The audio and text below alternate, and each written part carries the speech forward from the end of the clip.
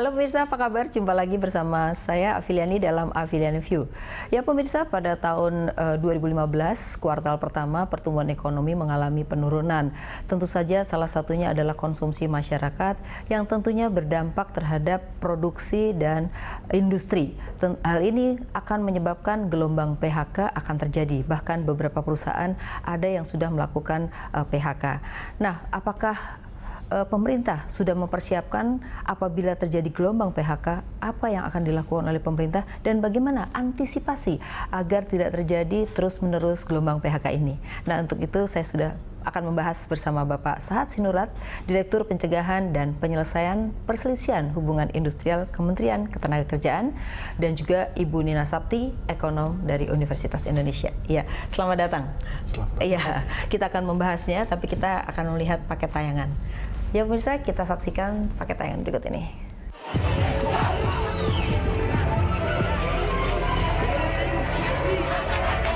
Jelang Lebaran, hampir 2.500 buruh PT Cingluh Indonesia di Kecamatan Pasar Kemis, Kabupaten Tangerang di PHK. Cingluh yang memproduksi sepatu Adidas mulanya mendapat pesanan 1.300 pasang sepatu tiap harinya. Tapi belakangan merosot menjadi 500 pasang. Sebelumnya, 21 Juni lalu, PT Jaba Garmindo yang mengerjakan sweater untuk H&M dan Uniqlo juga mem-PHK sekitar 5.000 buruh.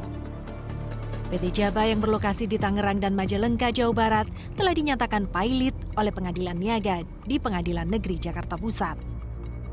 Ancaman gelombang PHK di beberapa daerah di depan mata. Ada 6 sektor usaha yang rentan mem-PHK karyawannya. Industri tekstil, alas kaki, perusahaan tambang, jasa migas, perusahaan semen, serta otomotif. Data Asosiasi Persepatuan Indonesia Aprisindo misalnya menyebutkan sejak Januari 2015, industri sepatu Indonesia telah mem-PHK secara bertahap 11.000 pekerjanya. Ini salah satu upaya pengusaha bersiasat menghadapi perlambatan ekonomi. Merujuk data Badan Pusat Statistik BPS, jumlah pengangguran di Indonesia terus bertambah. Bahkan Februari 2015 menjadi puncak angka pengangguran tertinggi di Indonesia sejak Agustus 2012. Februari lalu, jumlah pengangguran tercatat 7,45 juta orang.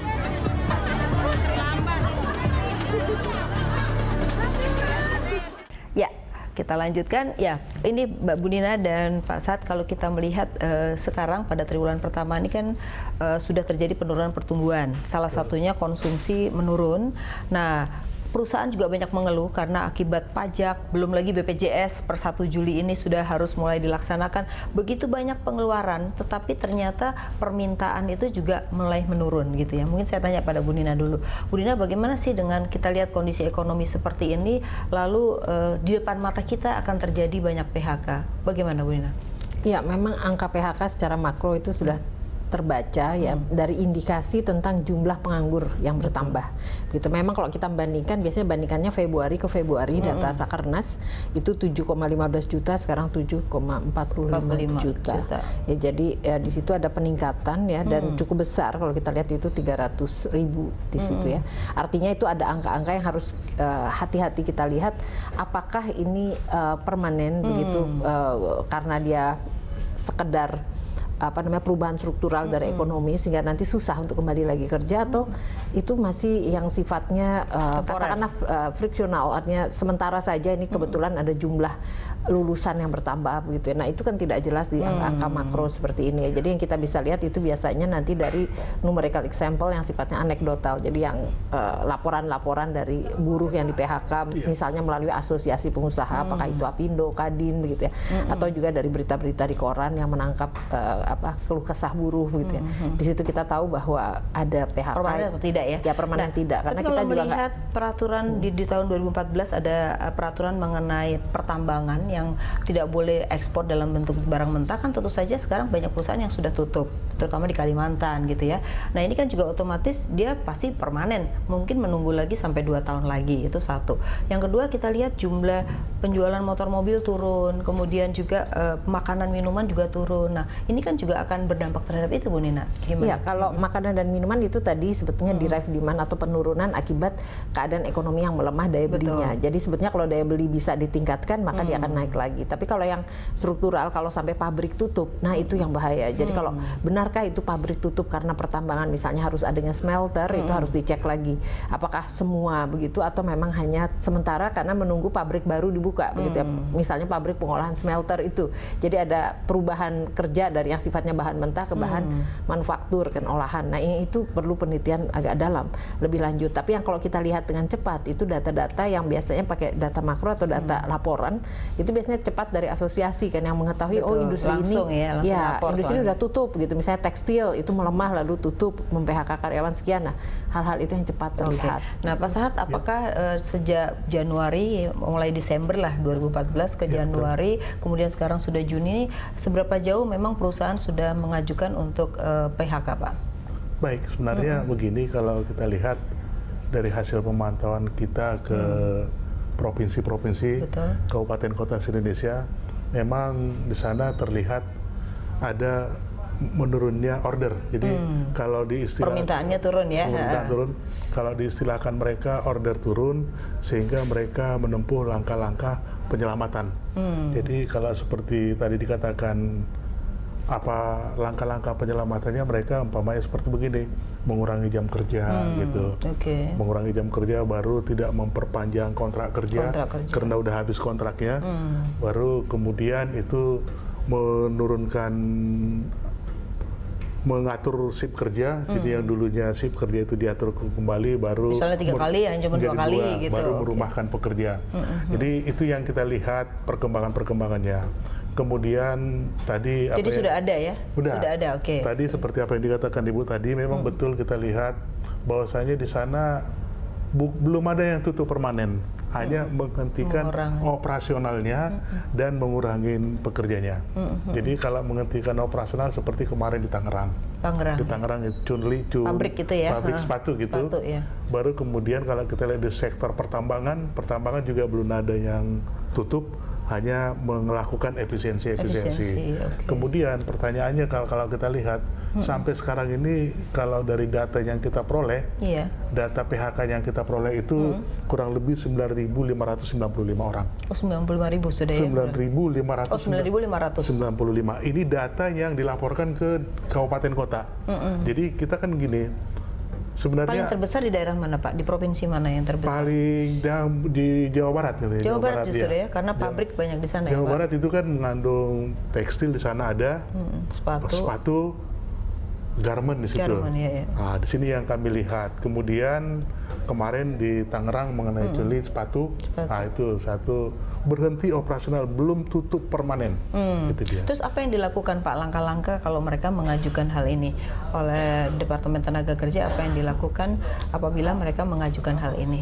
Baik, jadi sebenarnya Kementerian Ketenagakerjaan atau Disnaker kabupaten kota maupun provinsi, apabila hendak mau melakukan sebagai akibat penurunan order, itu sebelum melakukan PHK diharapkan pengusaha itu melakukan efisiensi. Ya Bu Nina, efek terhadap kalau ini terjadi PHK begitu ya.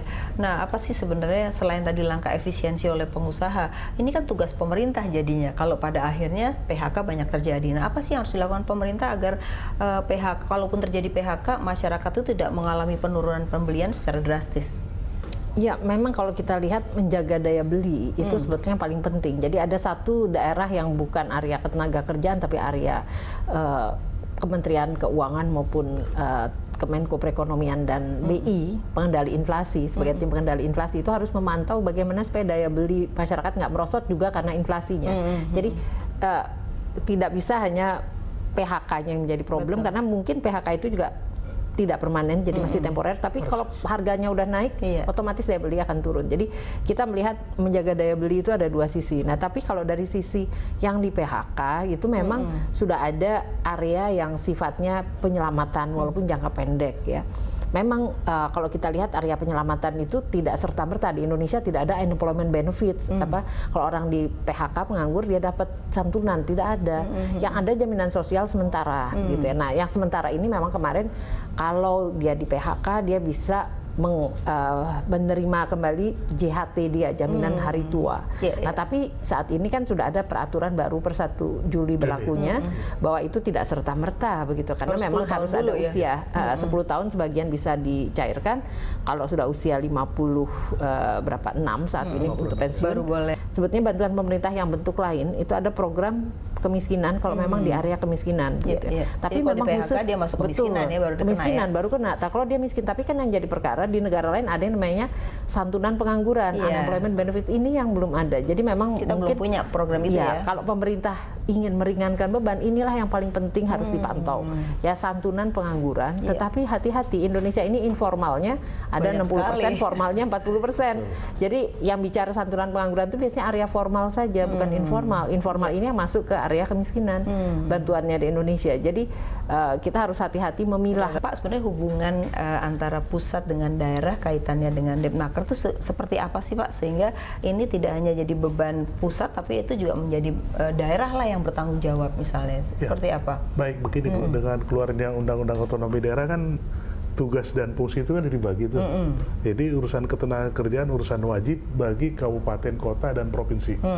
Jadi sekarang di pusat itu tinggal menetapkan NSPK, jadi norma, jadi standar-standar kerja. Jadi yang bekerja itu sesungguhnya adalah kabupaten kota. Kabupaten kota Jadi, ya harus melaksanakan. Seperti yang dikatakan tadi Ibu tadi, memang betul bagaimana kabupaten kota mendata. Jadi di dalam hukum ketenagakerjaan ada Makanya begini. perusahaan yang melakukan PHK wajib mendaftar ya. Itu memang kewajiban Pak. Itu sesuai wajib lapor ketenagakerjaan wajib. Jadi ada Bu Undang-Undang Nomor 7 tentang wajib lapor ketenagakerjaan. Apabila perusahaan hendak menghentikan operasional perusahaan, apabila perusahaan hendak mem-PHK, apabila perusahaan hendak merekrut karyawan, merekrut, dia harus mengumumkan, memberitahukan gitu kepada Disnaker setempat, sehingga terdatalah jumlah-jumlah pekerja yang di PHK maupun yang dibutuhkan gitu. Oke, nanti kita akan lanjutkan. Saya masih akan tanya bagaimana persyaratan tadi mau PHK, lalu kalau mengurangi jam kerja apakah juga harus lapor, tapi kita harus break dulu ya Pak. Ya pemirsa, jangan kemana-mana, tetap di Afiliani View.